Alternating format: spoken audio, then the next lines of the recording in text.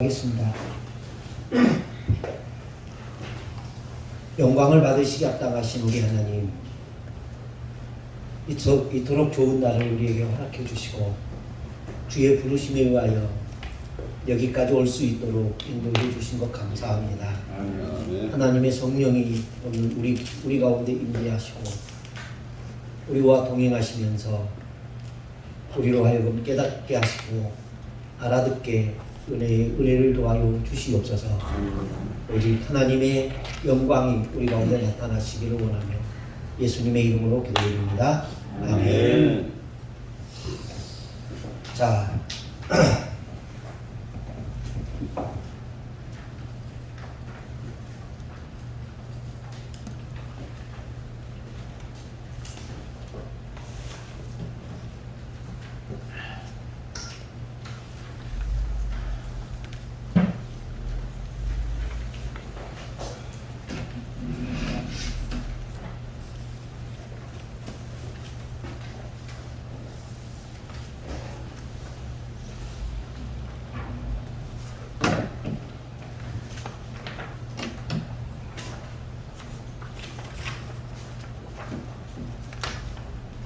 이거 한 장씩 나오십시오. 한 장씩.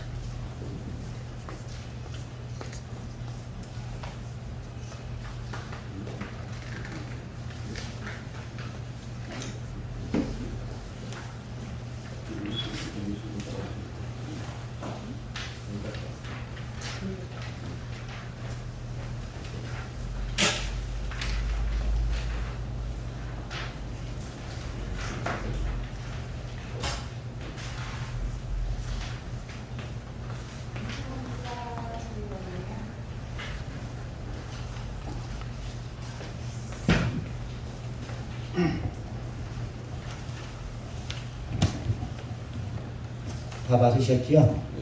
예. 예수 그리스도의 비유 첫 번째부터 39번째까지 마태마가 누가복음에만 있는 비유입니다.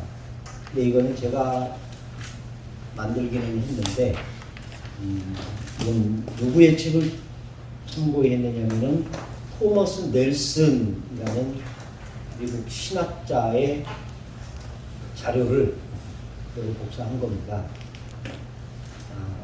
근데 우리가 볼 때는 조금 다른 부분들이 없지 않아 있어요. 그래서 이제 그것들은 공부해 가면서 좀 수정을 해 보겠습니다. 그래서 이번 학기 이제 비유를 중점으로 할 것이냐 아니면 이적을 중점으로 할 것이냐 했을 때 여러분들이 비유를 같이 했으면 좋겠다 싶어서 비유를 뽑아온 겁니다. 그래서 이번 학기에 이 비유 39개를 다 할 수는 없을 겁니다. 근데 우선점에 둘 것은 마태, 마가, 누가복음에 3개 다 포함되어 있는 비유를 우선 하겠습니다. 예를 들면 첫 번째, 말 아래 두는 등불. 누가 등불을 켜서 말 아래 두겠느냐라고 말씀하신 그 말 아래 두는 등불에 관한 거. 그리고 세 번째, 생배 조각을 낡은 옷에 붙이지 않는다. 네 번째, 세술은 세부대에. 다섯 번째, 씨 뿌리는 자의 비유. 일곱 번째, 겨자씨 비유. 그리고 좀 건너뛰어서 16번째, 포도원 소작인에 관한 비유. 18번째, 무화과 나무의 비유. 이런 것들을 먼저 하고, 그리고 마태와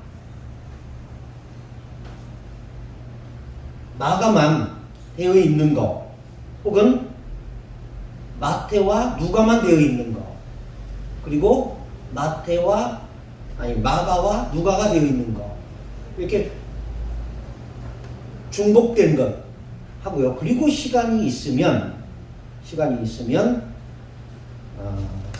마태에게만 있는 거, 마가에게만 있는 거, 누가에게만 있는 거 이것도 살펴보겠습니다. 그러니까 어떻게 보면 비유는요 간단하게 끝날 수 있는 부분들이 많이 있습니다. 그리고 그 이면에 깔려있는 내용을 좀 살펴보기도 하겠습니다. 그래서 어떤 것은 조금 시간이 많이 걸릴 것이고 어떤 것은 시간이 좀 적게 걸릴 수도 있다라는 겁니다. 그렇게 아시고 이 자료랑 그리고 지난번에 나누어 드렸던 마태, 마가, 누가복음의 그 기록들을 분석해 놓은 거랑 그래서 오늘 거하고 지난주에 나누어 드렸던 자료는 이번 학기까지는 계속해서 가지고 다니시기를 바랍니다. 예. 자, 그러면 마태복음 제1장 한번 펴보겠습니다.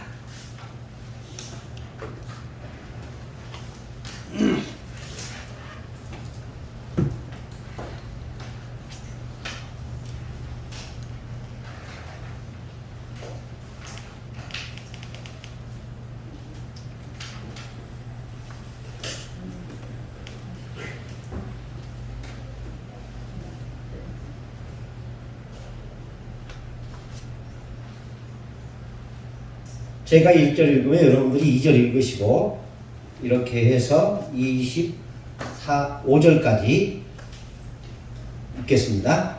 아브라함과 다윗의 자손 예수 그리스도의 계보라.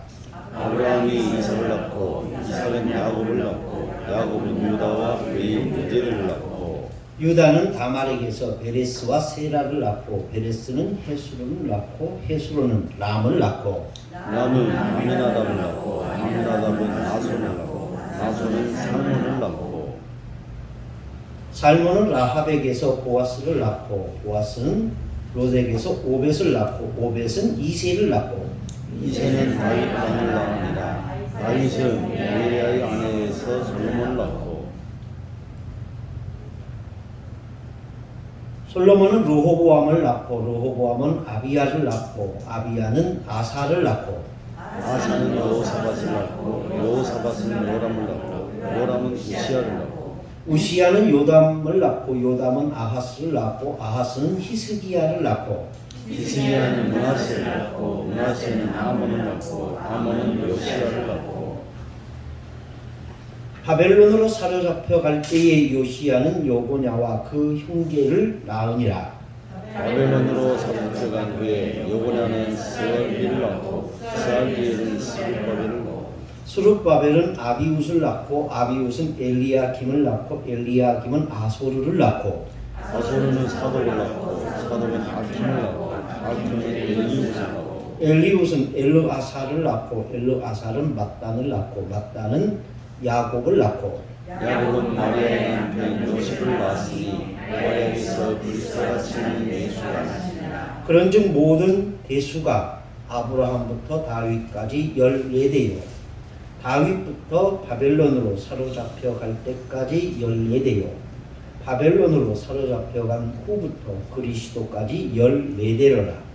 예수 그리스도의 나심은 유일합니다. 그의 어머니 마리아가 요셉과 약혼하고 동갑생에 성령으로 잉태된 것이 나타났더니 그의 남편 요셉은 의로운 사람이라 그를 드러내지 아니하고 가만히 끊고자 하여 이 일을 생각할 때 주인 사자가 행동하여 이르되 다윗의 자손 요셉아 네 아내 마리아대로 이를 유수하지 말라. 너희를 잉태된 자는 성령으로 될 것이다. 아들을 낳으리니 이름을 예수라 하라. 이는 그가 자기 백성을 그들의 죄에서 구원할 자이심이라 하니라. 이 모든 일이 된 것은 주께서 진짜로 하신 말씀을 그대로 하시니 시되 보라 처녀가 잉태하여 아들을 낳을 것이요 그의 이름을 임마누엘이라 하리라 하셨으니 이를 번역한즉 하나님이 우리와 함께 계시라 함이라. 요셉이 잠에서 깨어 일어나 주인 사자의 문대로 나가 그의 아내를 데려왔으나 아들을 낳기까지 동침하지 아니하더니 나음의 이름을 예수라 하니라. 아멘.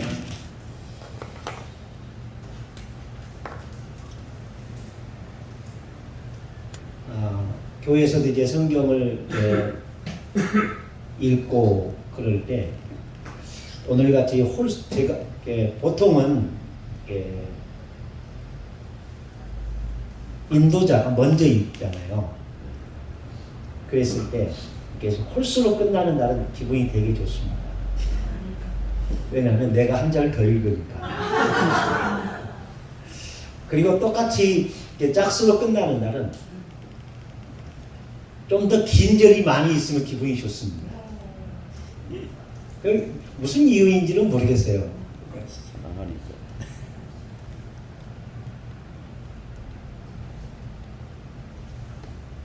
자, 지금부터 숙제 검사를 하겠습니다.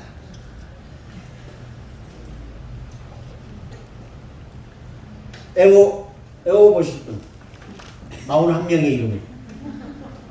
41명의 이름이지만 82명의 이름을 외워야 합니다. 무슨 말인지 아시죠? 아브라함은 이삭을 낳고 이삭은 야곱을 낳고 야곱은 그러니까 누구는 누구를 낳고 또 누구는 누구를 낳고 이렇게 중복이 돼요. 근데 거기에다가 여자의 이름이 4명이 들어가고요. 그리고 형제의 이름이 들어간 데도 있습니다. 그러니까 숫자적으로 보면은 한 6, 7명 정도 됩니다. 이름 반복된 것까지 하면. 해보실 거예요. 이걸 정리라도 하신 분. 쓰긴 다 썼는데. 예? 쓰긴 다 썼는데. 어디요? 쓰기만 했어. 어떻게 쓰셨어요? 한번 봐보세요. 아니 박김수 저기 사진 몇 번. 저는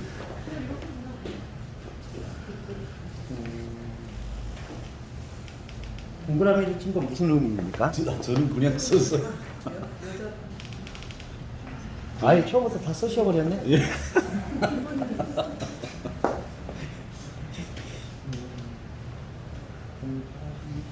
또?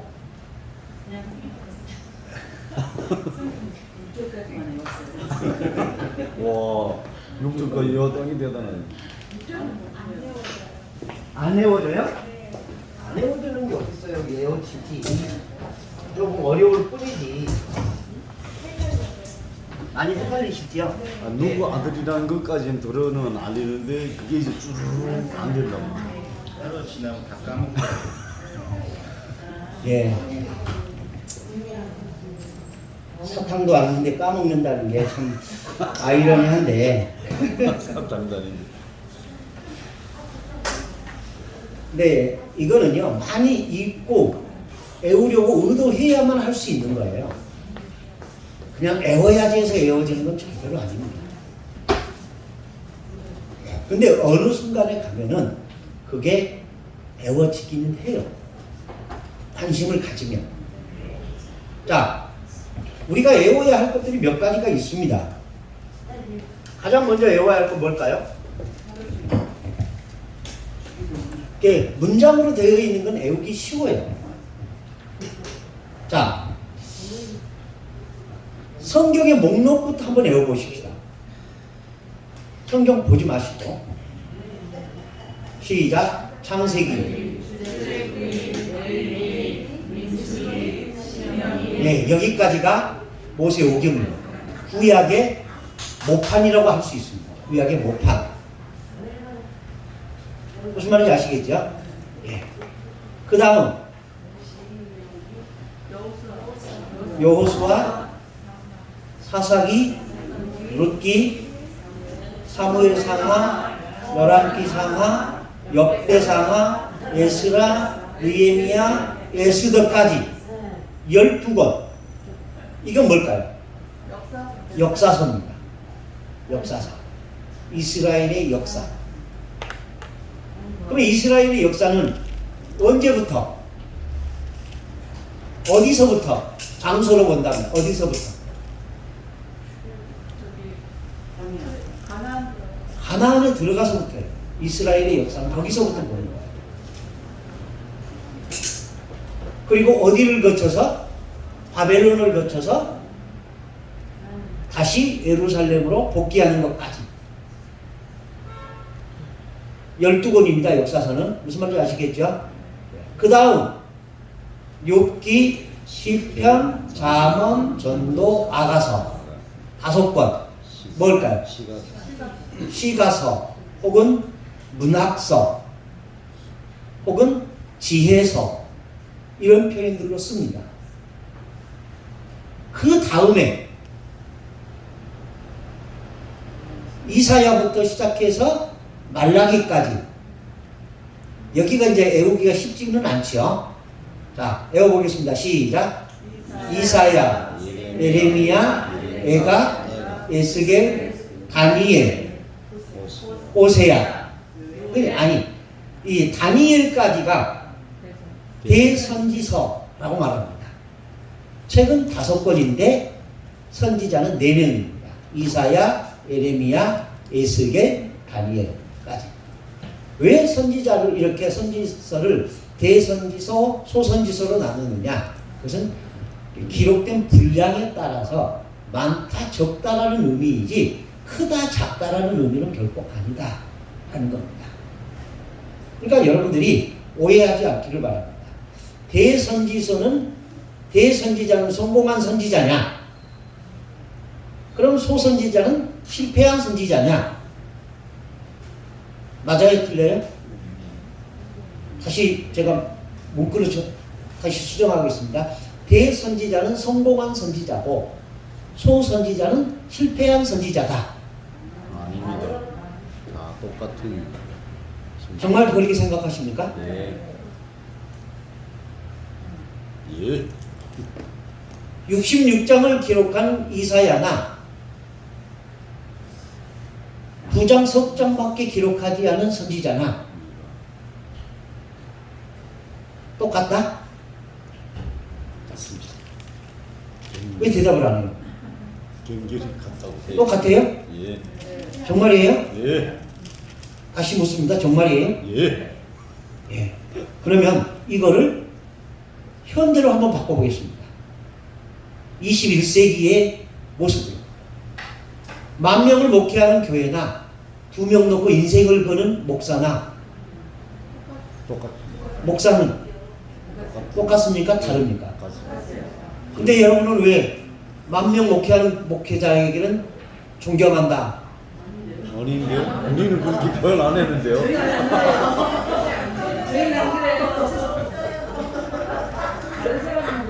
정말이에요? 우리 군사교나 우리 성경 한국 성경식이나 그 똑같은데요. 그렇죠. 뭐라고요? 교수님 저거를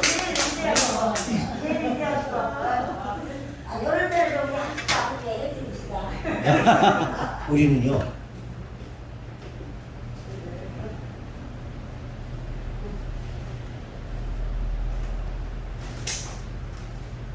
머리는 굉장히 다들 똑똑합니다. 그런데 현실은 항상 그렇게 봐요.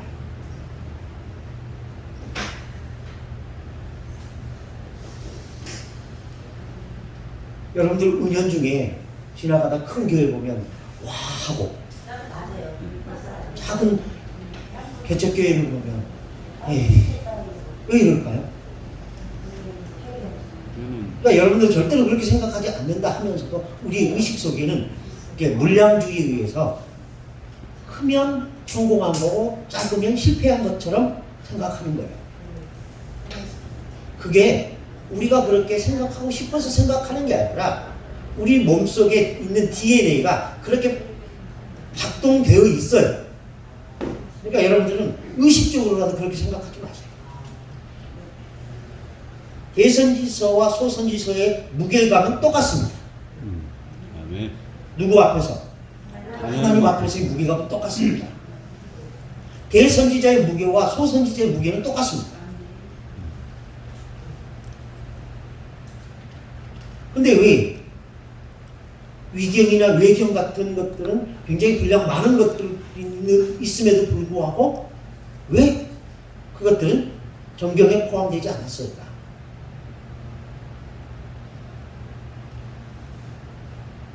마태복음에 보면 예수님께서 나더러 주여 주여 하는 자마다 다 천국에 갈 것이 아니라 내 아버지 뜻대로 행하는 자가 들어가리라 라고 말씀하셨습니다.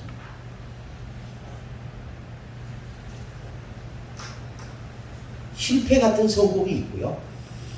성공 같은 실패가 분명히 있습니다. 하나님 나라에 갈 때. 근데 우리는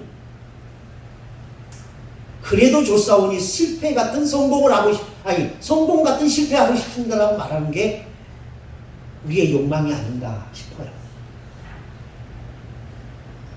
그렇지만 정말 하나님의 사람, 정말 하나님의 종이라면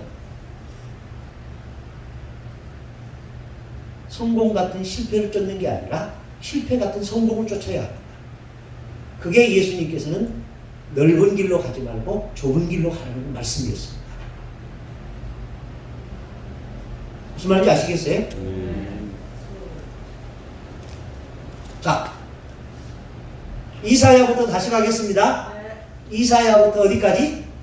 말라기까지 몇 권?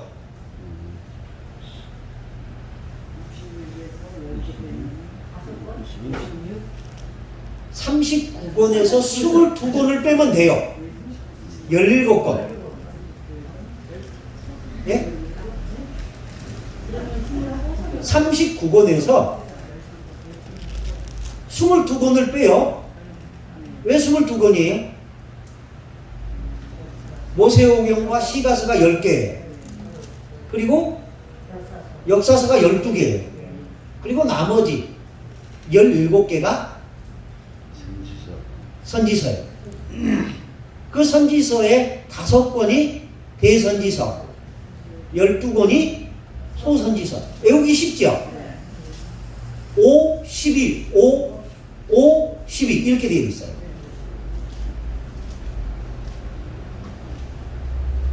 자, 17권을 쭉 외우겠습니다.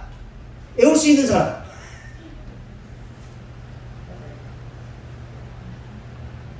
없어요?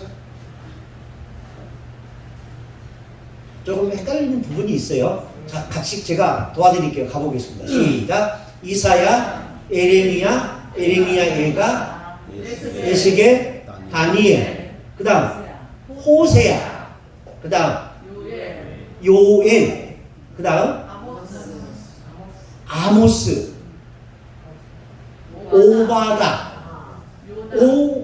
오하고 요 바로 나옵니다. 오바다, 요나, 그 다음 미가, 나옴, 하박국, 스바냐예요. 스바냐, 학계, 스가랴, 말라기. 맞죠? 예. 17개. 그렇게 외우면 쉬워요. 근데 이 구약은 이게 선지서를 외울 때는 이름들이 좀 비슷비슷한 것들이 있어요. 스가랴, 스바냐, 요나, 오바다, 요엘 이런 이름들이. 그것들은 여러분들이 이렇게 찾아가면서 외우시면 돼요. 저는 처음에 오바다와 요나가 헷갈렸어요. 스바냐와 스가랴도 헷갈리고. 근데 그게 하다 보니까 정리가 되더라고요. 저는 예. 요나가 바다에 빠졌다 바다에 빠졌다 이런 생각을 해서 예. 오바다. 예. 네. 오바다. 오바다 요나하고 그 다음에 바로 바가 들어가는 걸 연결해서 스바냐 그냥 스바냐. 저는 아야 어요해서 오가 먼저 나오고 요가 나중에 나오니까 오바다, 요나, 미가, 나옴, 하박국, 스바냐, 학계, 스가랴, 말라기 이렇게 외웠거든요. 자, 그러니까 구약은 이게 형태로 보면 5권, 12권, 5권, 17권 이렇게 되어 있어요. 근데 그걸 좀 더 이제 구분하면은 이게 5권, 12권, 5권 그리고 또 5권, 또 12권 이렇게 대선지서, 소선지서 이렇게 나눈다 하는 겁니다. 이건 여러분들이 기본이에요. 그리고 이거는 여러분들이 시간을 아끼는 방법이에요. 성경을 찾을 때 그걸 아는 것과 모르는 것은 시간 차이가 있어요. 그럼 여러분 이렇게 생각할 수 있어요. 그건 몇 분 차이, 몇 초 차이인데 뭘 그걸 갖고 그러시냐고. 근데 그게 성경을 이해하는 또 다른 바로미터가 돼요. 그러니까 여러분들이 성경의 목록, 이게 꼭 성경의 역사 순서로 된 것은 아니지만, 역사 순서로 된 건 절대로 아닙니다. 그렇지만 이건 역사 순과 어느 정도 일맥상통합니다.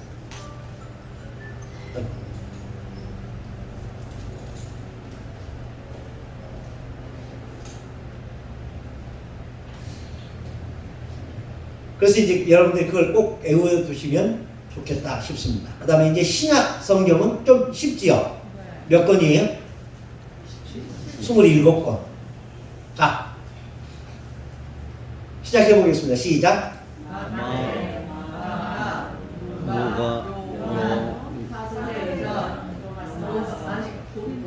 로마서가 먼저입니다. 로마서,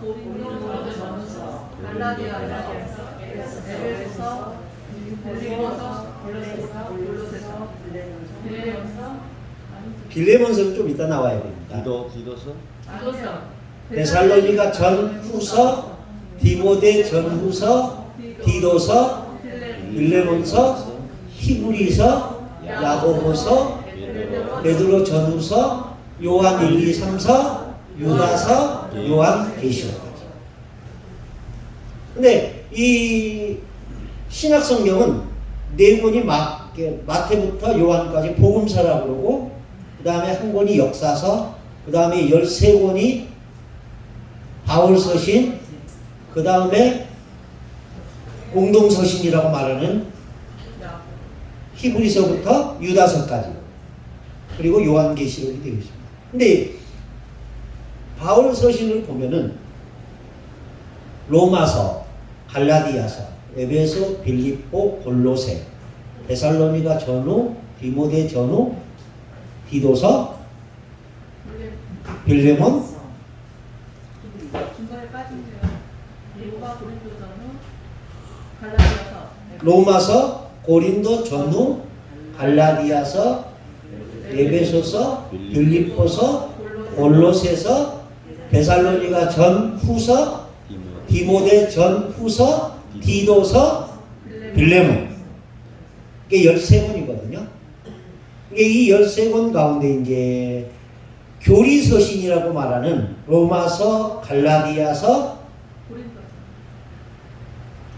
고린도 전후서, 그리고 이제 목회서신이라고 말하는 디모데 전서, 디모데 후서, 디도서, 그리고 옥중서신, 에베소, 빌립보, 골로새.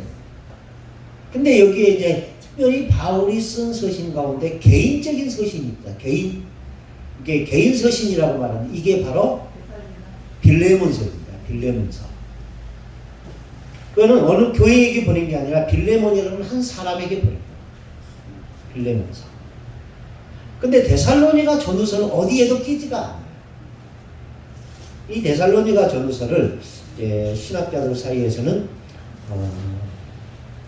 종말서신이라고 표현을 하기도 합니다.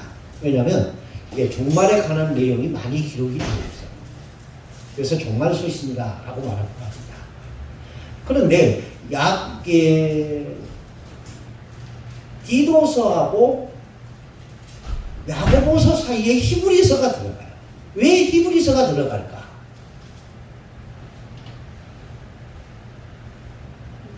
그 사이에 바울과 야고보라는 그 사이에 히브리서가 들어가요. 예? 이 히브리서는 그 위치가 왜 그런가 하면은 저자가 분명하지가 않아요. 기록자가 분명하지가 않아요.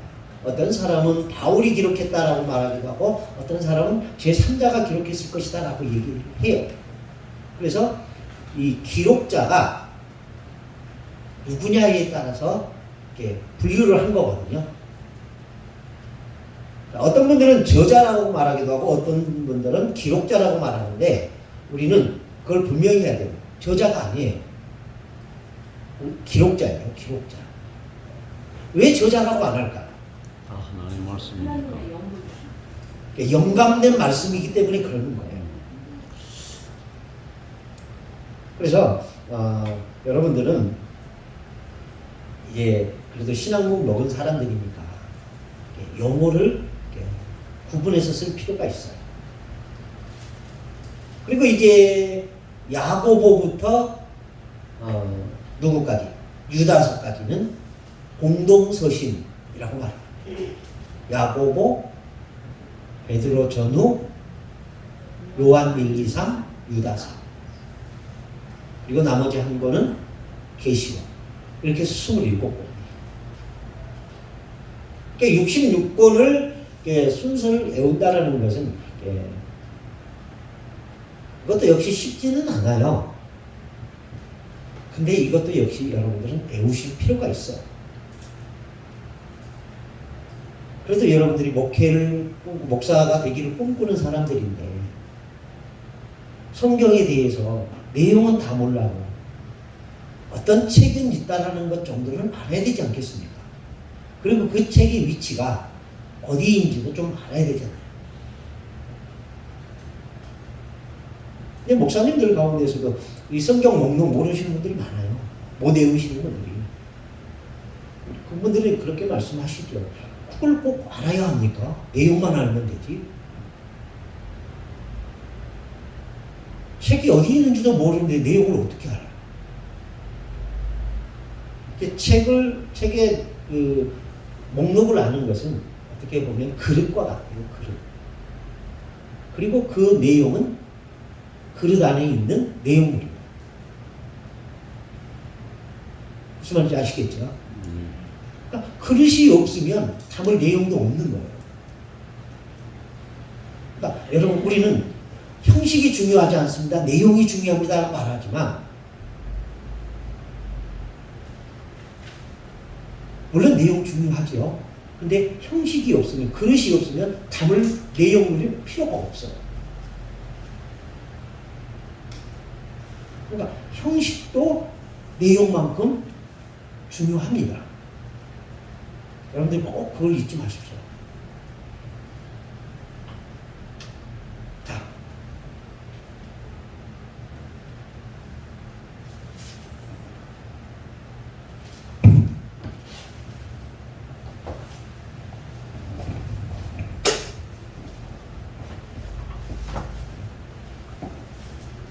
자, 껐습니다. 네. 예. 이걸 방해를 해서 바랍니다. 자.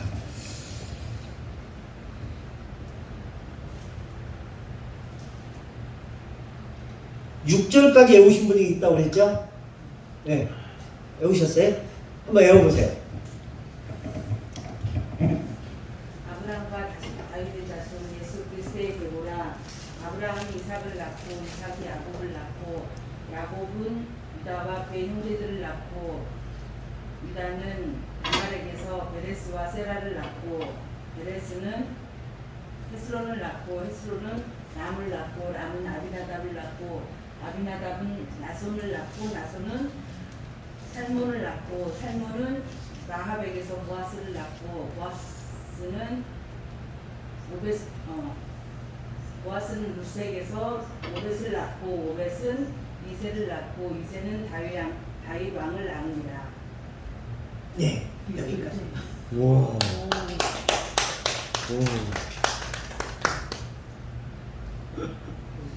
잘했어. 박수. 그 다음에 오실 분.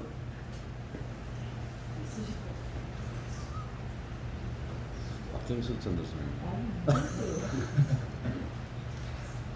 제 욕심인지는 모르겠습니다만은 이건 여러분들 다 외우셔야 돼요. 네. 이번 학기 동안에. 그리고 또 외워야 할 이름들이 있습니다. 제가 미리 보여드리겠습니다. 창세기 5장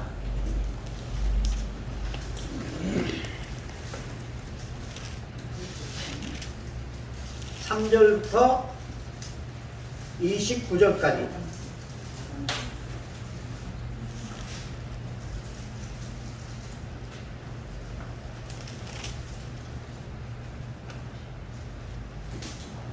자, 3절 아담 나오지요. 거기다가 동그라미를 쳐놓으세요. 빨간색 볼펜으로. 아담. 그리고 셋. 3절에 셋 나오죠? 그리고 6절에 에노스. 9절에 게난. 12절에 마하랄렛. 15절에 야렛. 18절에 에녹. 21절에 무두셀라. 25절에 라멕. 29절에 노아. 10명입니다. 10명. 아담은 셋을 낳고 셋은 에노스를 낳고 에노스는 게난을 낳고 게난은 마하랄렐을 낳고 마하랄렐은 야렛을 낳고 야렛은 에녹을 낳고 에녹은 무두셀라를 낳고 무두셀라는 라멕을 낳고 라멕은 노아를 낳으니라. 이게 10명입니다. 10명. 무슨 말인지 아시겠죠? 이것도 외우셔야 합니다. 예. 그 다음에 11장으로 가겠습니다. 10절부터 26절까지. 여기는 셈 나오죠? 예. 10절에 셈, 11절에 아르박사, 13절에 셀라, 15절에 에벳, 17절에 벨렛, 19절에 루, 21절에 수룩, 23절에 나홀, 25절에 데라, 26절에 아브람. 이것도 외우셔야 합니다. 10명입니다. 자, 동그라미 치셨죠? 그 동그라미 친 것을 가지고 이렇게 읽으시면 됩니다. 셈은 아르박삭을 낳고 아르박삭은 셀라를 낳고 셀라는 에벨을 낳고, 이렇게 아브람까지 같이 읽어보겠습니다. 시작. 셈은 아르박삭을 낳고 아르박삭은 셀라를 낳고 셀라는 에벨을 낳고 에벨은 벨렉을 낳고 벨렉은 루를 낳고 루는 수룩을 낳고 수룩은 나홀을 낳고 나홀은 데라를 낳고 데라는 아브람을 낳으니라. 아브라함과 다윗의 자손 예수 그리스도의 계보라. 아브라함은 이삭을 낳고 이삭은 야곱을 낳고 야곱은 유다와 그 형제를 낳고 유다는 다말에게서 베레스와 세라를 낳고 베레스는 헤솔을 낳고 헤솔은 람을 낳고 람은 아미나답을 낳고 아미나답은 나손을 낳고 나손은 살몬을 낳고 살몬은 라합에게서 보아스를 낳고 보아스는 롯에게서 오벳을 낳고 오벳은 이세를 낳고 이세는 다윗 왕을 낳으니라. 여기까지가 아담부터 다윗까지 시간으로 보면은 약 3,000년. 여러분 그러니까 한 1분 동안에 3,000년을 사신 거예요. 하루가 1,000년 같다는 말이 같죠. 이게 역사예요. 자, 지금부터 시간을 10분 드릴 테니까 아브람부터 다윗까지를 외우십시오. 14명밖에 안 돼요. 10분 충분하겠죠? 오늘 공부할 부분이 이 부분이니까 여기까지만 외우세요. 10분 개인별로 드리겠습니다. 타치 안 하고 질문도 안 할게요.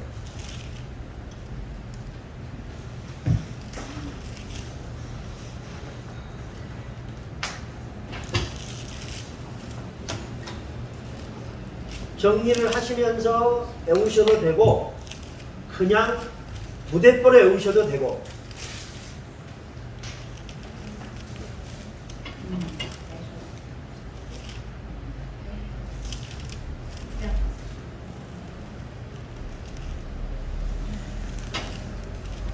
한숨 쉬지 마시고요. 41명 다 외우라는 거 아니고 14명밖에 아니에요. 아담은 셋을 낳고 그러니까 셋은 에노스를 낳고 에노스는 게난을 낳고 게난은 마하랄렐을 낳고 마하랄렐은 야렛을 낳고 아레스 비노나 무드실라나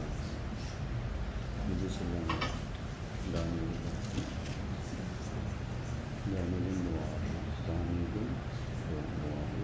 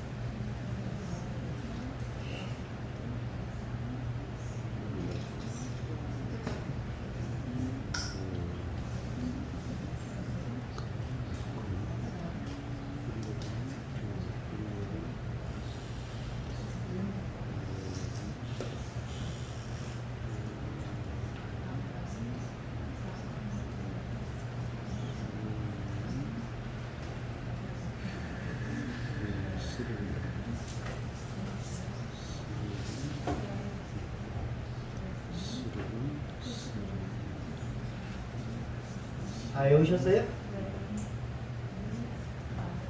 다 조사할 거니까.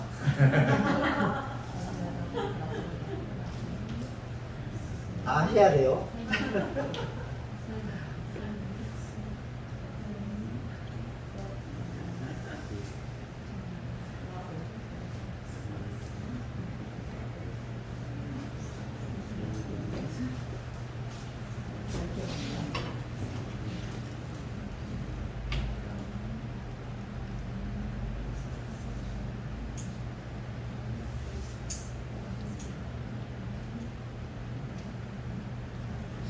아담의 세절로 아담의 세절로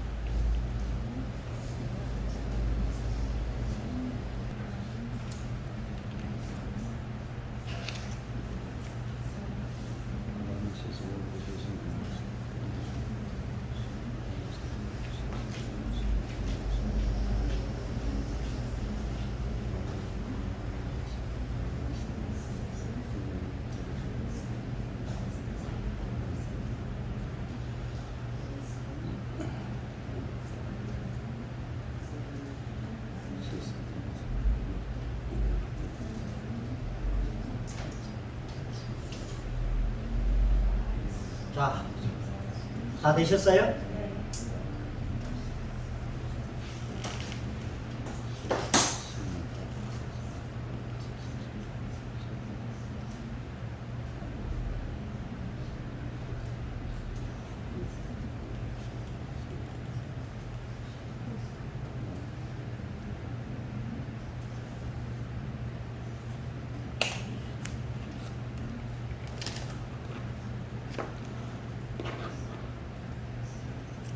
삼일 외워도 이럴 것 같지 않습니다.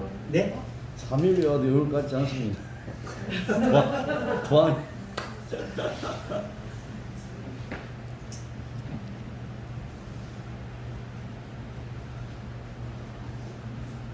자, 3일 외워도 못 외울 것 같다는데 3일도 대단합니다. 먼저 아브라함이 누구를 낳았죠? 이삭. 이삭은 야곱. 야곱은 유다를 낳죠. 예. 여기까지는 외우죠? 네. 그러면 3분의 1 외운 거예요. 4분의 1. 3분의 1 외운 거예요.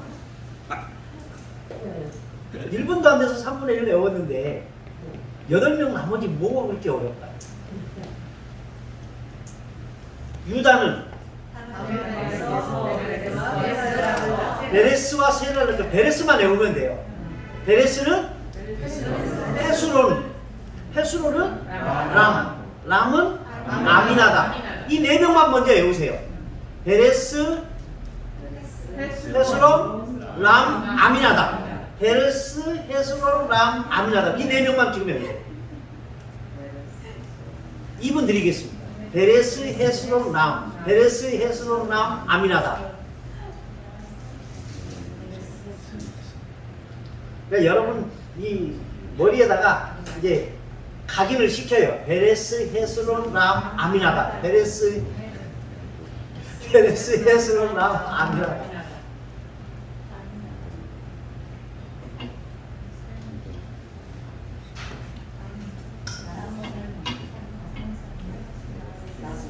베레스, 헤스론, 람, 아미나다. 외웠죠?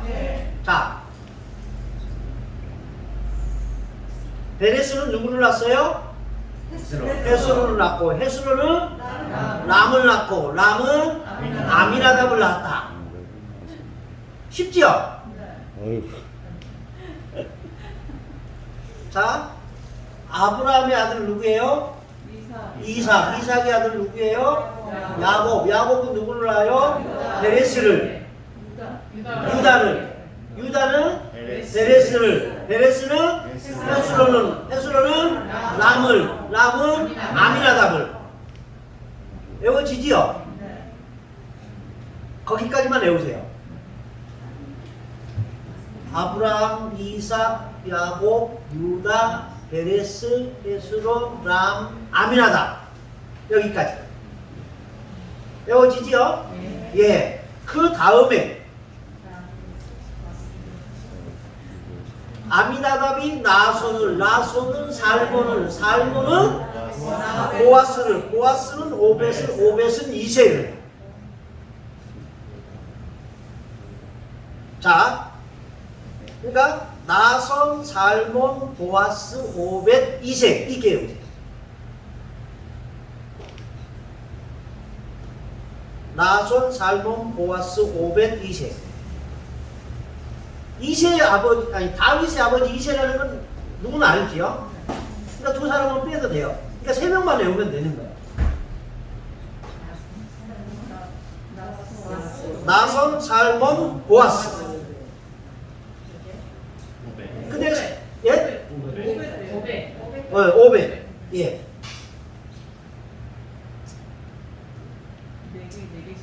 네 명이에요. 예.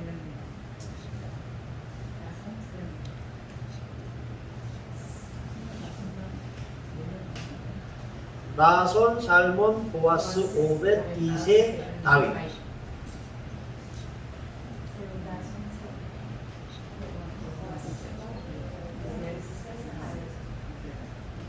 머리 흔들지 마세요. 흔들면 다 섞어져요. 예. 네? 다윗왕까지 외웠어요? 조금만 기다려요. 제일 먼저 외울 수 있게 해드릴게요.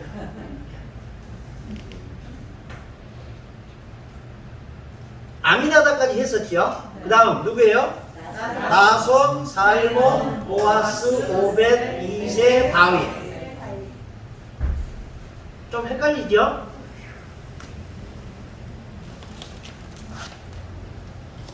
그래도 외우셔야 돼요. 네.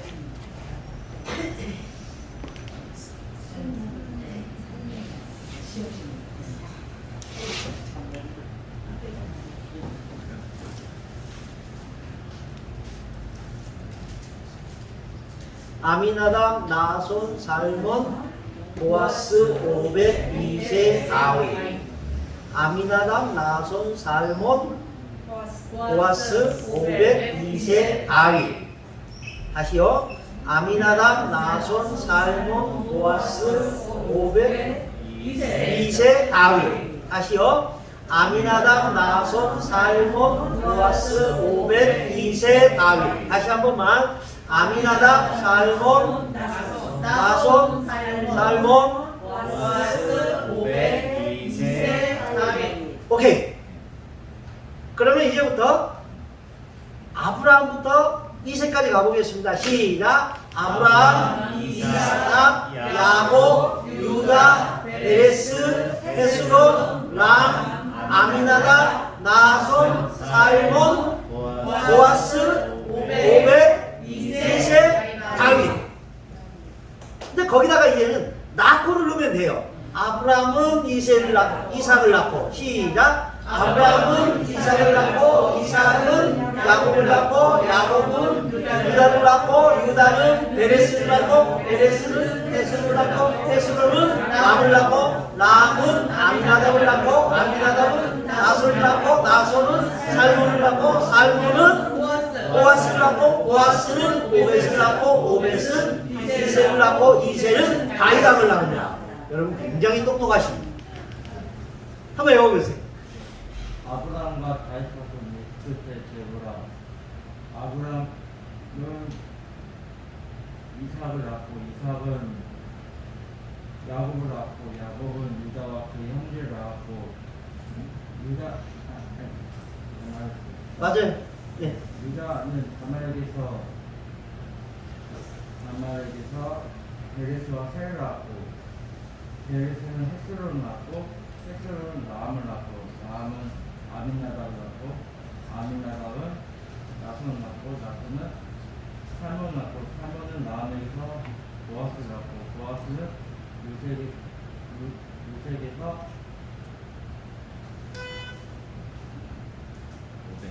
오벳을 낳고 오벳은 이세를 낳고 이세는 다윗 왕을 낳았느니라. 아, 오. 이제 여러분들 다 외울 수 있죠, 그렇죠? 네. 예. 다시 해보겠습니다. 아브라함은 이삭은 야곱은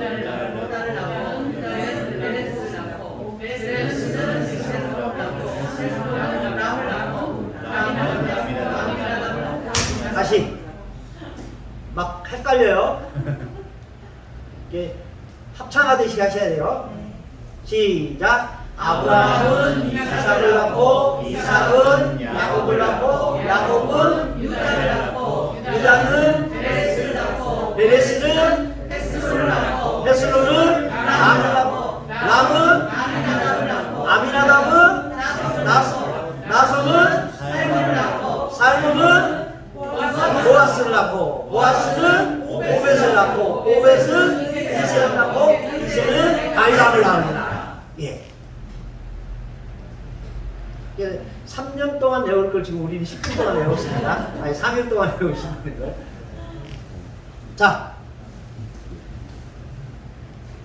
예수님의 계보 가운데 가장 먼저 나오는 사람이 누구다? 아브라함이다. 이 아브라함에 대해서 알아야 돼요. 아브라함을 모르면 예수 그리스도도 의미가 없어요. 무슨 말인지 아시겠죠?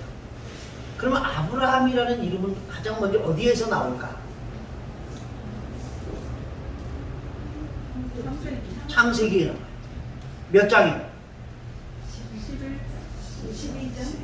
11장이 나와요. 아브라함의 아버지는 누구예요? 베라.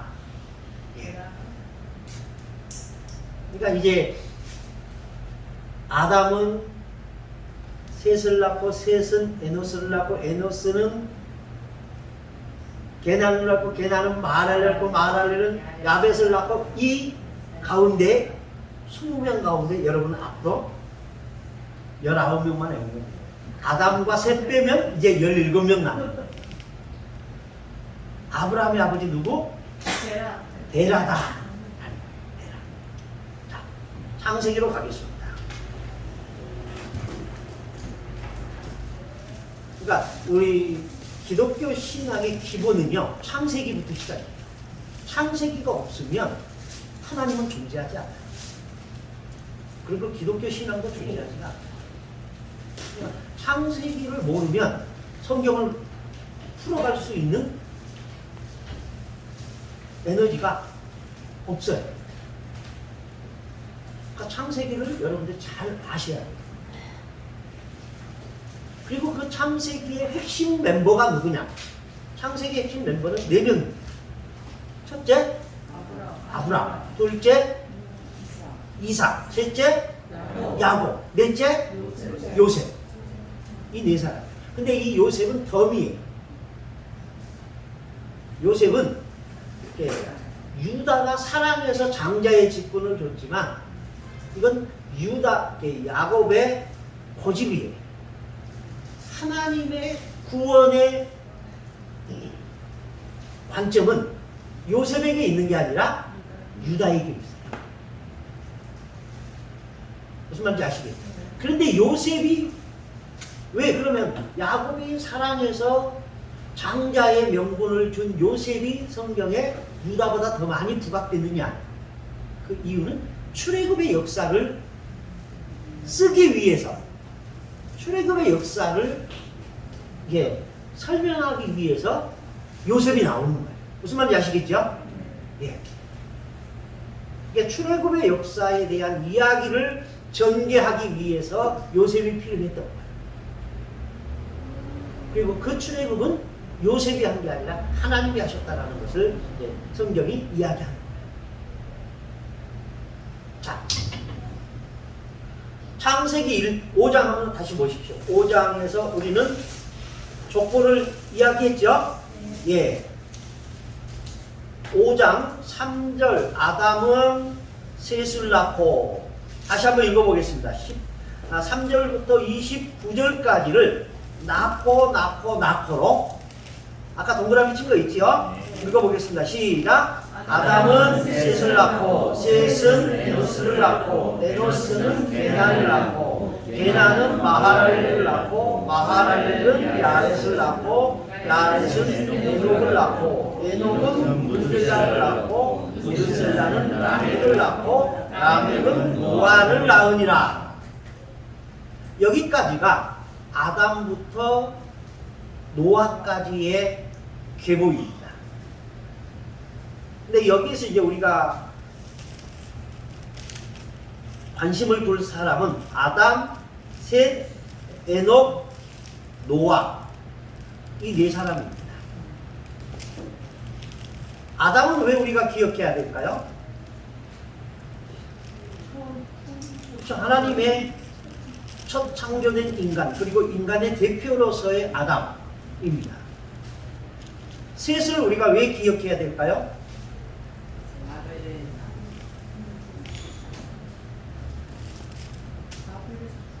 아벨을 대신하여 준 자가 셋입니다. 그러면 아벨을 왜 대신해서 셋을 줬을까? 우리는 보통 이렇게 기억하잖아요. 가인, 아벨, 셋 이렇게 낳잖아요. 근데 왜 아벨 둘째를 대신하여 셋을 줬을까? 이 말은 무슨 의미일까요?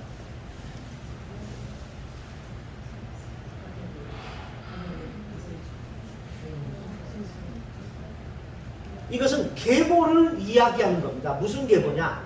아담의 제사를 아벨이 이어받았고, 그 아벨의 제사를 누가 이어받았다? 셋이 이어받은 자다. 그 제사가 무슨 제사냐면 피의 제사를 있습니다. 그리고 그 피의 제사가 곧 의인이 되는 첩경입니다. 그리고 이것을 신약적 표현을 한다면 이것은 믿음으로 표현을 하는 겁니다. 그러면 우리는 그런 질문을 합니다. 어떤 분들은 하나님이 가인과 아벨이 창세기 4장의 제사를 지내는데 가인의 제사를 하나님이 거부하고 아벨의 제사를 받으신 이유가 뭐냐라고 설명을 했을 때 가인의 제사는 땅의 소산물이었고 아벨의 제사는 피의 제사였기 때문에 받았다라고 설명을 저는 그렇게 해요. 그러면 어떤 분이 저한테 그런 질문을 합니다. 그러면 피의 제사의 규정은 출애굽기에 나오는데, 출애굽기와 레위기에 나오는데 창세기 아담 때부터 피의 제사를 하나님이 요구하셨다는 근거가 뭡니까? 라고 묻습니다. 그럼 어떻게 설명을 해요?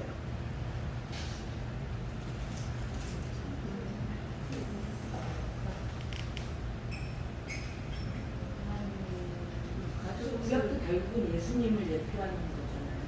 그러니까 지금 20세기 우리의 입장에서 보니까 우리는 성경이라는 이걸 가지고 있으니까 그게 해석이 가능한 거예요. 근데 아담 때에 그걸 어떻게 해석해야 되느냐. 그러면서 그건 교수님은 억지로 지어낸 이야기가 아니냐라고 이야기하는 사람들이 있어요. 분명히 하나님은 피의 제사를 요구한 것은 출애굽한 그 이스라엘 백성들에게 처음에 요구한 거지 아담 때 요구했다는 흔적이 없다는 거예요.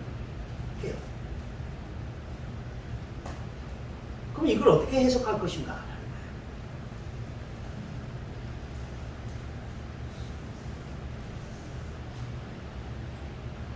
아담 때부터 보고 처음에 가죽으로 옷을 입혔을 때부터의 이것 때부터 계속 전해내려는 아담을 보고 아담을 되는 기사를 보고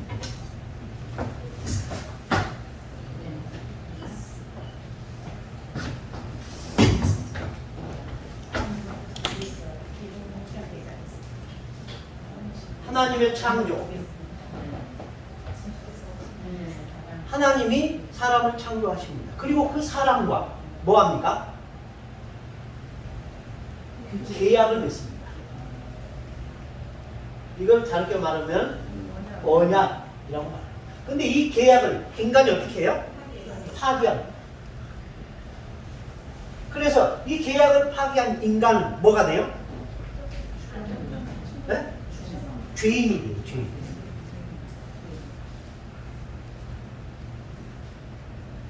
죄인이 된 인간은 하나님과의 관계에서 어떻게 돼요?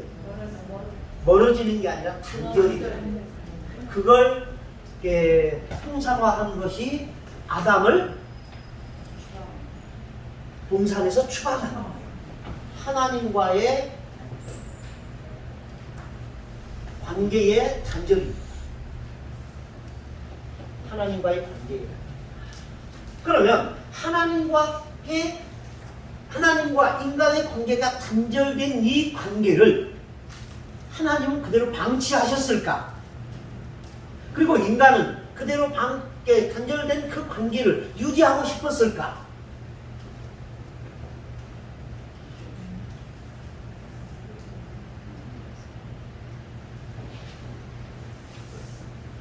언약을 파기한 인간이 죄인이 되면서 이 죄인의 모습이, 자 보십시오. 아담이 하나님과의 관계, 하나님의 계약을 파기한 이후로 이게 잘못이다라는 것을, 잘못됐다라는 것을 어떻게 알아요? 하나님이 너 잘못했다라고 꾸짖어서 그게 잘못이라는 걸 안가요? 아니면 그 전에 아닌가요? 그 전에 뭐를? 그렇죠. 부끄러움이 느끼는 거예요. 그게 양심이라는 거죠. 그래서 이 부끄러움을 가리기 위해서 뭐예요? 무화과 잎으로 가려요. 그런데 그게 돌돌 말려서 다시 그 부끄러움을 드러내는 거예요. 그래서 하나님이 가죽으로 입혀요. 그 가죽이 짐승의 가죽이에요. 그리고 그 짐승은 피를 흘려요. 그럼으로써 그것이 자기의 부끄러움을 가리는 거예요. 이것은 이제 신약에서는 예수 그리스도로 옷 입고라는 표현이 나와요. 그러니까 그리스도의 피가 우리의 죄를 가리는 거예요. 그러니까 하나님은 이 죄인된 인간을 에덴에서 추방할 때 벌거벗겨진 모습으로 추방한 게 아니에요. 자, 아담을 창조했을 때 아담 한 사람만 창조했을까? 아니면 또 다른 사람들을 창조했을까?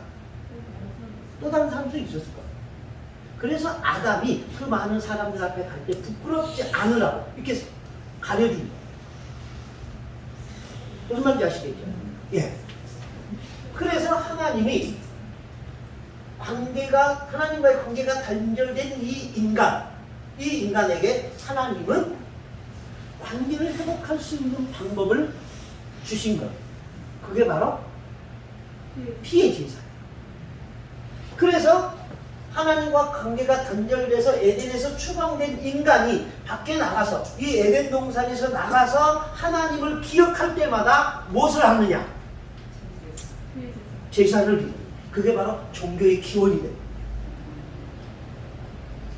종교적 행위를 해요. 이 종교적 행위가 성경이 최초로 기록된 부분이 창세기 4장입니다. 가인과 아벨. 가인은 땅의 소산으로, 아벨은 양의 첫 새끼의 기름으로 예물을 드립니다. 그랬을 때 하나님이 가인과 그의 제사는 거부하고 아벨과 그의 제사는 용납을 하십니다. 이것을 보고 결과를 보고 가인이 아벨에 대하여 분노함을. 근데 자 여기서 이 아벨의 제사는 받으시고 가인의 제사는 안 받았다는 이유가 뭐냐면은 피의 제사입니다. 피의 제사. 피. 그런데 이 제사를 떠나서 그 당시에 가인과 아벨 가운데 두 사람 가운데 누가 갑이었을까? 요즘 갑을 많이 이야기하죠. 누가 갑이었을 거야? 가인인가? 왜 가인이 갑이라고 생각하세요? 형이라서. 땅을 받아서 농사를 농사 짓는 땅이 큰가요? 목축하는 땅이 큰가요? 목축이 훨씬 커요. 여기서 갑은 누가 땅을 많이 가졌느냐 의미가 아니라 생존의 필수적인 요소가 누구에게 있느냐가. 목축입니까? 양식입니까? 양식이에요. 목축 못해도요 먹을 것만 있으면 살아요. 그러니까 그 당시의 갑은 가인이었을 거예요. 그리고 경제적으로도 가인이 훨씬 나았을 거예요. 그런데 가인은 양으로 안 하고 자기 거예요. 이건 무엇을 의미하는 거 하면은, 여기까지 또 들어가면 또 시간이 또 딴 데로 가는데,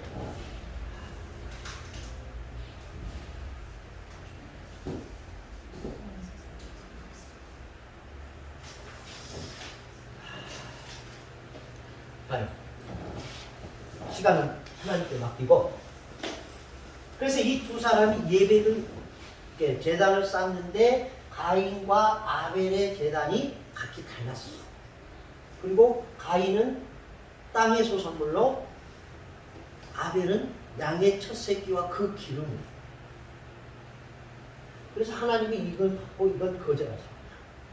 그래서 가인이 화가 난 거예요. 누구한테 화가 났을까요? 하나님께 화가 난 거예요. 그래서 하나님을 죽일 수는 없으니까 아벨을 죽입니다. 그런데 하나님이 후에 아벨을 죽은 아벨을 대신하여 누구를 줬다? 셋을 줬다. 대신이라는 말은 이 아벨을 대신하여 그 제사를 드릴 사람이라는 의미입니다. 130세 셋을 낳고 800년을 향유하며 자녀를 낳았다. 무슨 말인지 아시겠죠? 그리고 나서 에녹이 나옵니다. 그리고 나서 노아가 나옵니다. 이 셋과 에녹 사이는 5대가 지나고요. 여기와 여기는 3대 차이가 납니다. 자, 그러면 가인과 아벨이 드린 이 제사라는 제도를 이들이 처음 만들어낸 것일까? 아니면 그의 아버지인 아담이 행한 것을 본 학습의 결과였을까? 이 제사, 이 종교적 행위로서의 이 제사가 가인과 아벨이 처음 한 것으로 성경에는 기록이 되어 있지만 이 제사라는 종교적 행위를 한 것이 그들이 고안해낸 창조적인 창조물이었을까 아니면 아담이라는 그들의 아버지가 행하는 것을 보고 학습한 결과로서의 종교 행위였을까 하는 거예요. 뭘 것 같아요? 학습입니다. 학습의 결과로서의 종교 행위를 하는 거예요. 그런데 그 종교 행위를 아벨은 아버지의 그 종교를 이어받았고 가인은 그 아버지의 종교를 이어받지 않았다는 얘기입니다. 그래서 아담은 죄를 짓고 나왔어요. 나올 때 가죽옷을 입혀줬어요. 그리고 그 가죽옷을 볼 때마다 누구를 생각하는 거예요? 하나님을 생각하는 거예요. 아, 하나님이 나의 부끄러움을 가리기 위해서 뭘 줬다? 이 옷을 줬다. 이 옷을 주기 위해서 뭘 흘렸다? 피를 흘렸다. 아, 이 피가 곧 나의 부끄러움을 가리는구나. 나를 의롭게 해주는, 나는 의인이 아니지만 의인인 것처럼 살게 해주는구나. 이걸 아는 거야. 그래서 그 피를 하나님께 드리는 거예요. 그게 바로 피의 제사예요. 그러니까 이 성경에는 상징이라는 게 있어요. 그 피가 그 가죽옷이 상징이에요. 그 상징은 뭐냐? 피를 흘린 것을 레위기에서 보면은 모든 생명은 그 피에 있다고 했어요. 그리고 히브리서에 보면 피 흘림이 없은 집 제사함도 없다라고 말해요. 무슨 말인지 아시겠죠? 예. 그러니까 그 피를 흘릴 때마다 그 양을 잡을 때마다 뭘 보는 거냐면 자기를 보는 거예요. 아, 내가 죄인이구나. 그 피를 볼 때, 그 양을 잡을 때마다 아, 내가 죄인이구나 라는 걸 느끼는 거예요. 그러면서 하나님을 기억해요. 아, 하나님이 이 죄 때문에 나를 여기서 하나님의 동산에서 추방을 했구나. 그러면서 하나님과 관계를 유지하고 싶은, 그래서 제사님을 하는 거예요. 그러니까 우리는 십자가를 보면서 그 십자가를 보는 게 목적인가요? 그 십자가를 통해서 뭘 보는 거예요? 예수님을 보는 거예요. 예수님의 뭘 보는 거예요? 십자가의 죽으심을. 그러면서 그 십자가에 죽으신 예수는 누구 때문에 죽었다? 나 때문에 죽었다. 내 죄 때문에 죽었다. 그러면서 죄인이 나를 보는 거예요. 그러니까 하나님이 아담을 살리기 위해, 아담의 죄 부끄러움을 가리기 위해서 짐승의 피를 흘려 가죽을 입혔던 것처럼 십자가를 보면서 하나님은 나를 구원하시기 위해서 십자가에 매달리신 십자가에 예수님을 매달았다는 거예요. 그걸 보면서 우리는 하나님과 나의 관계를 봅니다. 그래서 예수님 안에 내가 있으면 의인이 되는 거예요. 예수님 밖에 있으면 의인이 안 됩니다. 자, 그래서 이 셋은 아벨의 피의 제사를 이어받는다고, 이 아벨은 아담의 제사를 이어받은 사람입니다. 무슨 말인지 아시겠죠? 그러면 자, 이 셋과 에녹 사이에는 이 5대라는 시간이 흘러요. 그런데 어떻게 해서 에녹은 이 셋의 제사를 이어받았을까? 그 가운데 셋은 에노스를 낳고, 에노스는 게나를 낳고, 게나는 마르를, 야렛은 누구를 낳고, 이렇게 나오죠. 그 사람들은 피의 제사를 전수를 안 해요. 다른 제사를 드립니다. 다른 제사, 어떤 제사? 가인의 후예에 영향을 받은 제사. 그런데 에녹은 그 제사를, 피의 제사를 이어가요. 그래서 에녹에 대해서 성경은 뭐라고 말합니다? 의인이요? 하나님과 동행한 자라 라고 말합니다. 하나님은 누구와 동행하십니까? 의인과 동행. 거룩한 자와 동행. 근데 그 의라는 것이 행위의 결과인가 아니면 믿음인가? 믿음이. 이 믿음이 무슨 믿음이냐면 이 피가 나의 죄를 가린다는 믿음이. 그래서 에녹은 하나님과 동행할 수 있어요. 그러면 이 5대라는 이 긴 시간 사이에 에녹이 어떻게 해서 이 믿음을 이어받을 수 있었을까? 그 이유는요. 에녹이 태어날 때 아담의 나이가 622세였어요. 아담은 몇 살까지 살았다고요? 930년을 살았어요. 622세니까 에녹과 몇 년을 같이 동거한 거예요? 308년을 같은 시대를 살았어요. 무슨 말인지 아시겠죠? 그리고 이 셋은 912세를 삽니다. 에녹이 태어날 때 셋은 몇 살이었을까?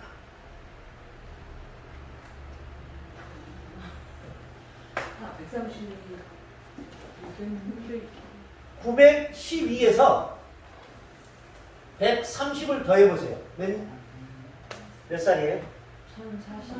1042에서 622를 빼보세요. 아니다. 계산이 잘못. 912에서 622를 빼보세요.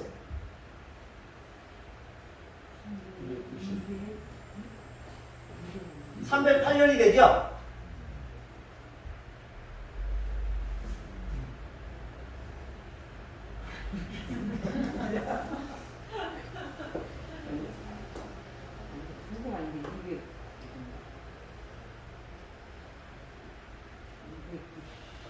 이게 912에서 622를 빼봐요. 290이요. 네? 290.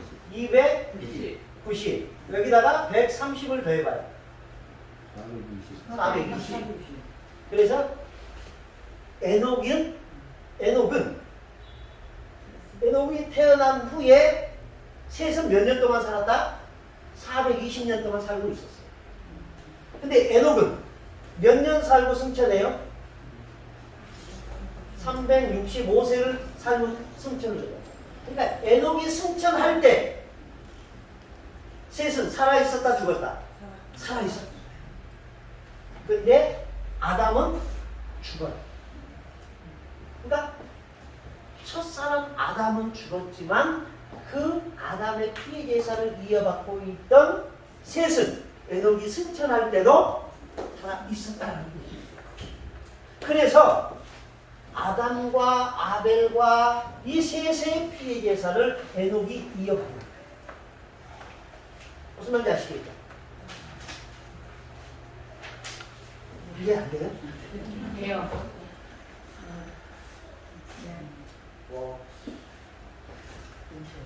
여러분만 그런 게 아니라요. 이 이야기를 하면 사람들이 굉장히 머리가 복잡해요. 너무 20대 청년도 그렇고요. 60대도 그렇고 여러분도 그렇고 다 그래요. 근데 그 재밌게 그 이해가 되는데요. 네. 반면에 네. 그 피에서 더 선택을 하나님의 피로 선택을 하셨는데 그렇다면 피로 더 들어간다면 그 생물과 자연에 대한 그 자연은 물이 근원이 아닐까요? 그리고 생물하고 구분을 하게 되나요? 그러니까 진화론적인 측면에서 이제 생명과학이나 혹은 진화론적에서 보면 이게 그런 얘기를 하게 되는 건데요. 근데 제가 생각하기에 왜 피를 선택하셨을까? 이제 생명은 모든 생명은 피에 있다라는 선에서 딱 끊어지잖아요. 예. 그 피를 선택한 것은 어떻게 되는 것인가? 생명이라는 것에 우리의 생기의 근원이 피라 했기 때문에 피를 선택하신 건가? 창조는 피로부터 시작하는 거예요. 근데 진화는 물로부터 시작해요. 그 물에서 미생물이 나와서 그 미생물이 고등생물이 되고 그 고등생물이 돼서 이제 식물이 되고 한쪽은 동물이 되고 그 동물이 발전해서 인간이 된, 최종적으로 인간이 됐다. 이 얘기를 하는 거예요. 그러니까 진화론적 관점에서 보면은 물이 생명의 기원이라고 하는데 우리는 창조를 믿는 거예요. 그러니까 그 창조는 물과는 상관없어요. 하나님의 창조. 그러니까 이런 자연과학이나 이런 것들과 창조와 충돌하니까 19세기, 20세기 들어오면서 이게 그 충돌하는 것을 좀 화해시켜 보려고 유신 창조론을 유신론적 진화론을 주장하는 사람들이 나와요. 그러니까 하나님이 원창조론을 했는데 그 다음 것들은 진화론적인 관점에서 하나님이 허용했다, 놔둬버렸다. 그래서 수억 년, 수십억 년 지나면서 인간이 됐다. 이렇게 얘기하는 거예요. 그거는 성경을 무시하고 이성을 이해시키려고 하는 발상에서 나온 하나의 모습이에요. 예전부터 이제 성막을 만들다 보니까 네. 교회에서 네네. 제가 이제 그렇게 궁금한 내용을 찾다 보니까 이제 피로 들어가게 되더라고요. 그 이제 피에 대해서 이렇게 생각을 하고 내가 땅에 흠치한다는 생각을 하고 이렇게 얘기를 하면은 사람들이 교회 사람들이 대부분 위험하다 뭐 이렇게 이제 얘기를 해요. 나는 그 궁금해서 하는 일인데. 근데 결국은 그렇게 따라 들어가면 지금 끝까지 온 것은 모든 생명은 피에 있다라는 선까지 오게 되는데 그러면 그 생명을 어떻게 피를 전제로 해서 하나님이 선택을 했는가 하는 생각이 더 들어가는 거죠. 그러니까 우리가 알 수 있는 피라는 것에 대한 부분을 더 생각을 해보고 그렇게 매치를 해야 되는 것이 아닌가 이런 생각을 하다 보니까 결국은 자연과 동물에 대한 관계 속으로 들어가서 자연 같은 경우에는 식물은 물인데 생물은 또 생명의 생물은 이 피의 근원인데 이게 뭘까? 그러니까 우리는 이렇게 간단하게 생각하십시오. 우리는 창조를 믿는다. 그럼 그 창조는 물에서부터 어떤 생물이 나온 게 아니라 하나님의 명령에 의해서 창조된 거예요. 그 이상 가지 마십시오. 예. 자, 그래서 이 에녹은 아담과 셋을 보면서 하나님께 피해 제사를 드려요. 그래서 그는 하나님 앞에 의인이고 하나님과 동행할 수 있는 사람이 돼요. 근데 문제는요, 노아예요. 노아는 몇 년에 태어났느냐? 여러분 지난번에 제가 나누어드린 그 도표 있죠? 혹시 가지고 계세요? 한번 보세요. 노아가 몇 년에 태어났는지.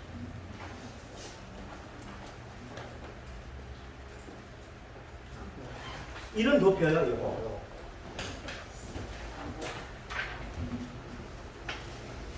여러분 이게 간단한 것 같지만 이건 구약 성경을 이해하는 굉장히 좋은 자료입니다. 이거 여러분 아무 데서나 얻을 수 있는 자료가 절대로 아니에요. 잘 보관해. 예, 이거 여러분 잘 보관하십시오. 그러면 성경을 이해하는 게 굉장히 좋은 초석이 돼요. 노아가 몇 년에 태어나요? 밑에 까만 글씨로 써진 거 있지요? 1056년. 무슨 말인지 아시겠죠? 자, 노아가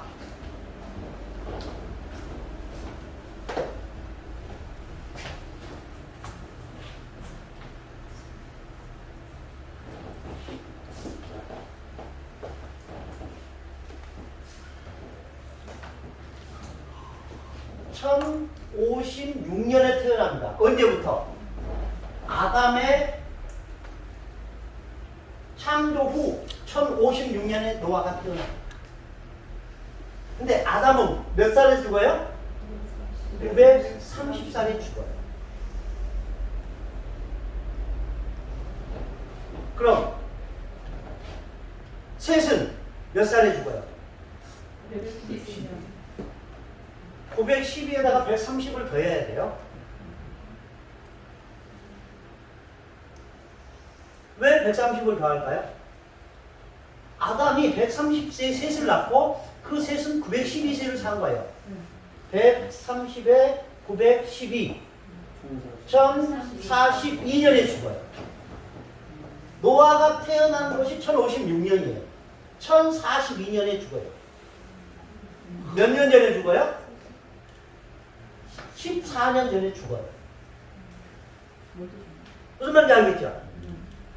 그러면 에녹은 언제 태어났어요? 622년에 태어났죠? 몇 년 동안 살아요? 365년을 살았어요. 그러면 몇 살이에요? 987세. 987년에 죽어요. 그러니까 노아가 태어나기 69년 전에 죽습니다. 무슨 말인지 알겠죠? 그러니까 이 노아라는 사람은 아담을 봤어요? 못 봤어요? 못 봤어요. 에녹을 봤어요? 못 봤어요? 셋을 봤어요? 못 봤어요? 못 봤어요. 그러니까 이 사람은 아담과 노아와 셋을 못 봤다는 얘기는, 아니, 아담과 셋과 에녹을 못 봤다는 얘기는 그들이 드렸던 피해 제사를 본 적이 없는 사람이라는 뜻이에요. 무슨 말인지 알겠죠? 근데 의인이 왜 어떻게 됐을까? 그게 궁금한 게 아니라 창세기 8장 봐보세요. 8장 20절. 예. 자, 8장 20절 시작. 노아가 여호와께 제단을 쌓고 모든 정결한 짐승과 모든 정결한 새 중에서 제물을 취하여 번제로 제단에 드렸다. 21절. 여호와께서 그 향기를 받으시고 그 중심에 이르시되 내가 다시는 사람으로 말미암아. 네, 됐습니다. 거기서 우리가 기억해야 할 말이 있어요. 노아가 제단을 쌓았다 그랬죠. 그리고 제단을 쌓을 때 무슨 짐승으로? 정결한 짐승으로, 정결한 새로. 이 정결례법은 언제 나와요? 성경에 레위기에 나와요.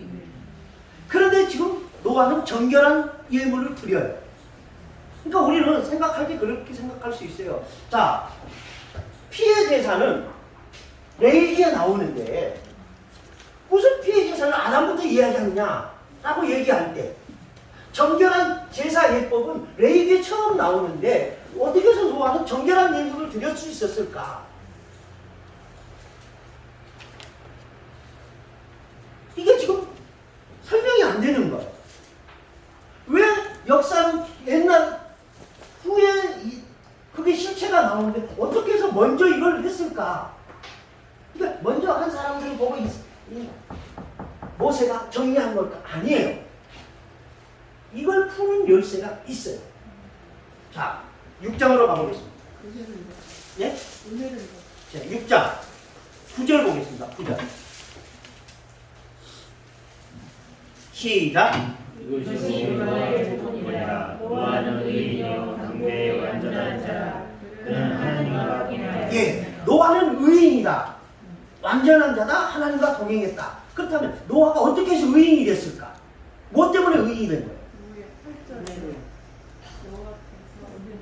아니요. 9장에서 이제 해결, 그 의인이라는 단서는 어디서 찾느냐? 9장에서 찾는 거예요. 뭐 때문에? 8장에서 8장 20절에서 제사로 찾는 거예요. 노아가 그 제사를, 피해 제사를 드렸기 때문에 그가 의인이 된 거예요. 그렇다면 그는 이 피해 제사를 어디서 어떻게 그는 착안을 했을까? 그가 만들어낸 것일까? 아니면 하나님의 계시일까? 그게 계시라는 거예요. 그게 6장 8절입니다. 그러나 노아는 하나님께 은혜를 입었다. 은혜라는 말을 우리가 생각하는 것처럼 하나님께 선물을 받았다 이런 의미예요. 근데 그 선물이 뭐냐? 의인이 될 수 있는 방법이 계시예요. 계시. 자, 여러분 아브라함, 오늘 우리가 좀 이따 할 얘기가 아브라함에 대한 얘기. 아브라함을 이야기하기 위해서 그 신앙을 이야기하기 위해서 지금 노아까지 나온 거거든요. 자, 이 아브라함이 하나님께 소명을 받습니다. 어디에서 받았어요?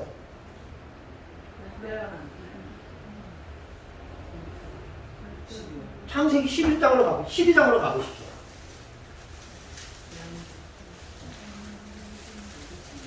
11장 27절부터 이제 베라의 이야기가 나옵니다. 그리고 12장에서 여호와께서 아브라함에게 이르시되 너는 너의 고향과 친척과 아비 집을 떠나. 근데 여기가 어디예요? 여러분들은 성경을 너무 안 봐요. 우리가 아니에요. 여기는 하란이에요. 12장 1절은 하란이에요. 무슨 말인지 아시겠어요? 우리는 설교를 그렇게 들었어요. 갈대아 우르에서 소명을 받았다. 그래서 12장 1절은 우르일 것이다 라고 말하는데 그 우르가 아니에요. 여기는 하란이에요. 하란. 무슨 말인지 아시겠어요? 우리는 성경을 너무 띄엄띄엄 알아요. 성경이 뭘 얘기하고 있는지 우리는 안 들어요. 목사님들 어떻게 해석해서 설교하냐 그것만 들어요. 근데 목사님들이 이 12장 1절을 하란으로 해석하는 분들이 별로 없어요. 왜? 11장과 12장은 다른 이야기로 봐요. 근데 그게 이야기의 연장선이에요. 이건요. 자, 11장 27절부터 읽어보겠습니다. 시작. 베라의 부모는 이러하니라. 베라는 아브라함과 나와 하란을 낳고 하란은 롯을 낳았으며 하란은 그 아비 베라보다 먼저 그냥 갈대아에게 우리를 쫓아다가 아브라함과 나홀이 장가들었으니 아브라함의 아내 이름은 사레이며 나홀의 아내 이름은 밀가니 하란의 딸이요 하란은 밀가의 아버지며 또 이스라의 아버지라. 사레는 임신하지 못함으로 자식이 없었더라. 베라가 그 아들 아브라함과 하란의 아들인 그의 손자라도가 그에게는 아브라함의 아내 사레를 데리고 갈대아에 이르러 떠나 가나안으로 가자하니 하란에 이르러 거기 거주하였으며 베라는 나이가 이르고째 되어 하란에서 죽었더라. 예. 자, 갈대아 우르에서 하란까지 누가 주도해 와요? 베라가 주도해 와요. 그리고 그 하란에서 베라가 죽어요. 그때 하나님이 누구에게? 아브라함에게 나타나요.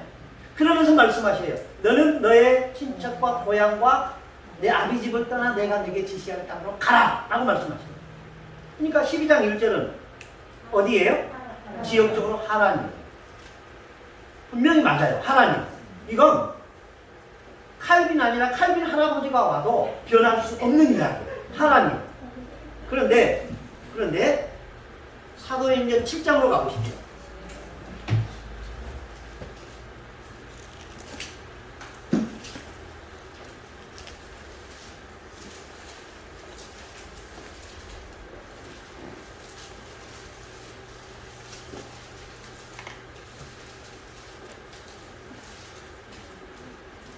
(2절)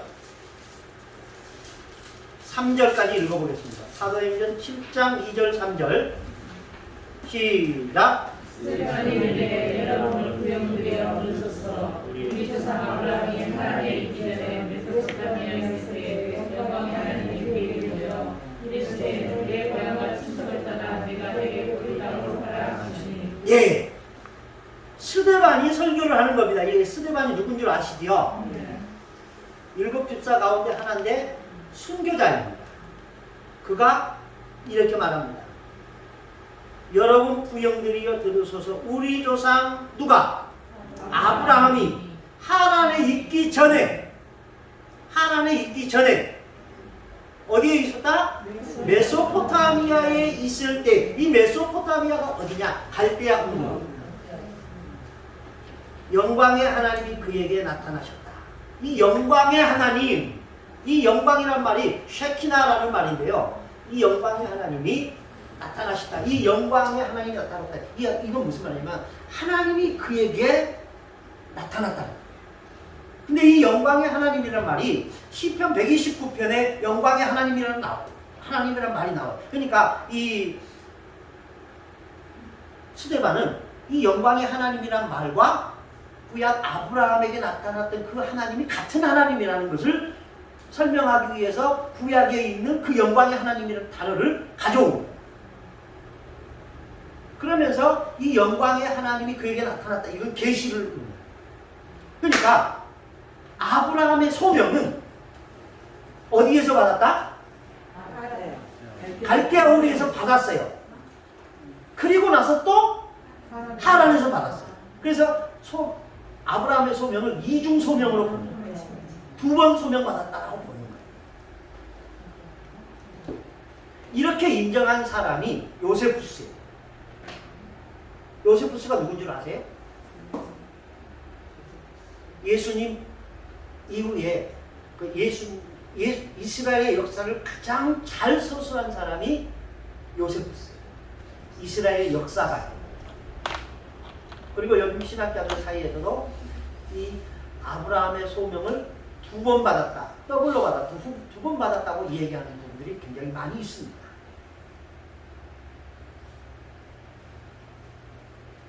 근데 무슨 이야기하다 이렇게까지 하죠? 하란. 은혜를 입었다. 예, 은혜를 입었다라는 그 말이 무슨 말이냐면 하나님께 계시를 받았다는 이 의미입니다.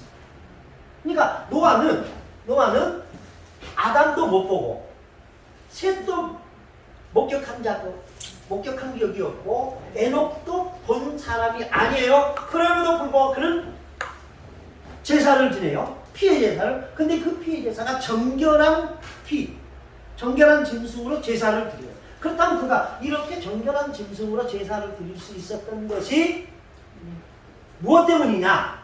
하나님의 계시였다는 거예요. 무슨 말인지 아시겠죠?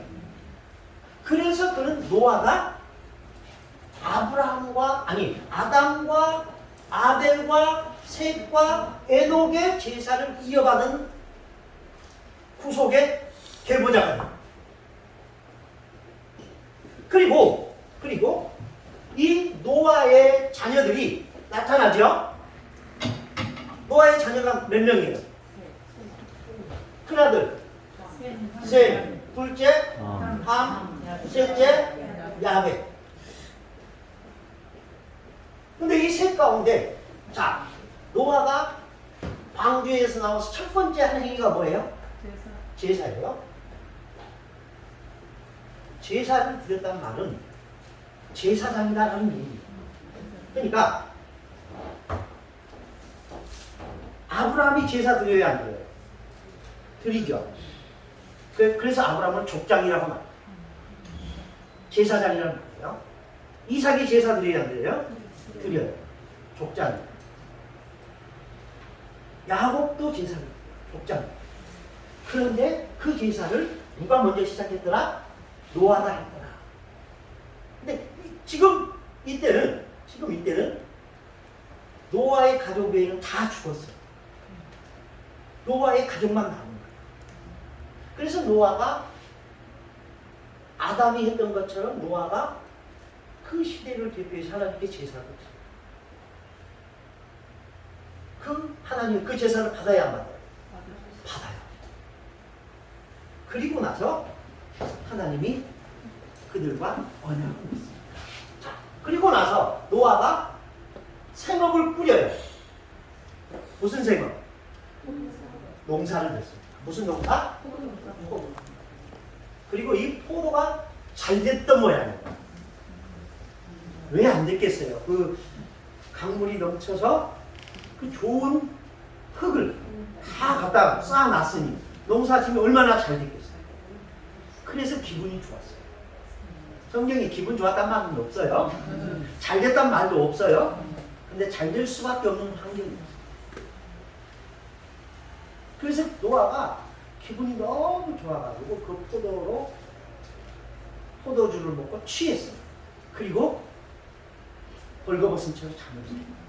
그 모습을 본 함이 그 아버지를 놀림감으로 만들어요.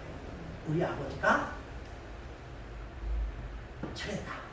그러면서 형한테 가서 얼레리 꼴레리 하는 거야.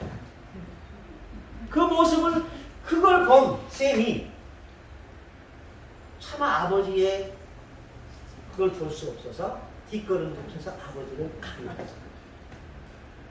그러자 노아가 함을 저주하고 셈과 야벳을 축복합니다.